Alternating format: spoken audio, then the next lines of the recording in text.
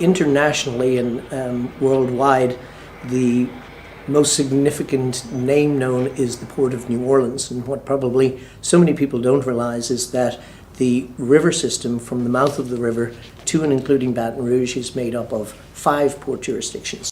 You have this waterway where you have these 5 ports, and if you took the 5 ports and combined them all together, you would have the largest port complex in the world.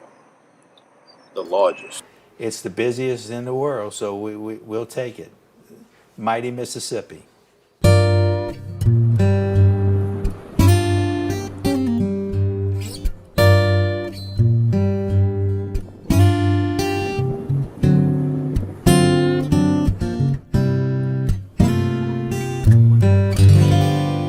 The river is relentless. It doesn't stop. If you get yourself in a situation with a boat to where it's not favorable, sometimes only luck can get you out of it. There are mornings where you can't see very far, where the fog, rain, visibility gets affected. The river is always flowing, so a captain, any captain, that wouldn't have experience in the river would be challenged with any simple docking just by the moving water underneath the boat. There's a tremendous amount of river traffic taking place on any given day.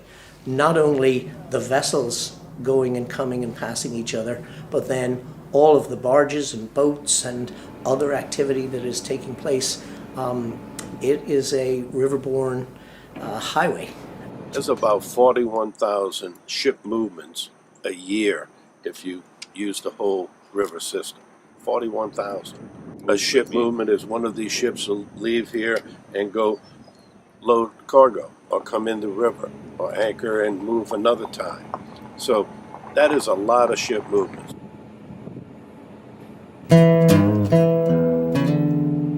As you approach where the Mississippi River starts, and you'll enter the pass in a big sweeping turn, and then you'll start to go up this narrow channel, and it's officially called the bar. Every river has a bar where it meets the sea, and that's why we have the name Bar Pilots.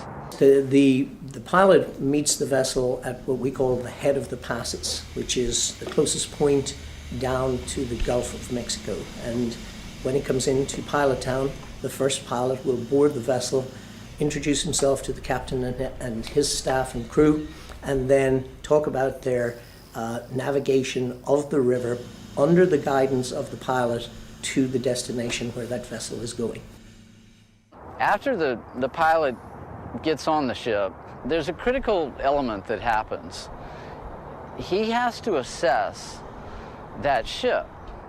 He has to determine the ship's equipment, the ship's crew. Turning large ships with oil rigs on both sides in a 3 or 4 mile space can be a little tricky. We want to evaluate the traffic or something that we may want to look at, so we pull up the binoculars. We'll go look in the radar to confirm or to double check. And that's what state pilots bring to the table. The relationship between the captain and the pilot is a very unique situation. This captain has been on his ship. That's his ship. That's his home. And it's very difficult for a man to turn over his home to another man. But the captain realizes that this is not his area, and he wants his ship to be very safe and efficient, get in and out as fast as possible, but as safe as possible. So he really welcomes a pilot. He wants to know what's going on. He's there watching all the time. But actually, he's happy to see a pilot because now he can kind of take a little bit of a sigh, a relief.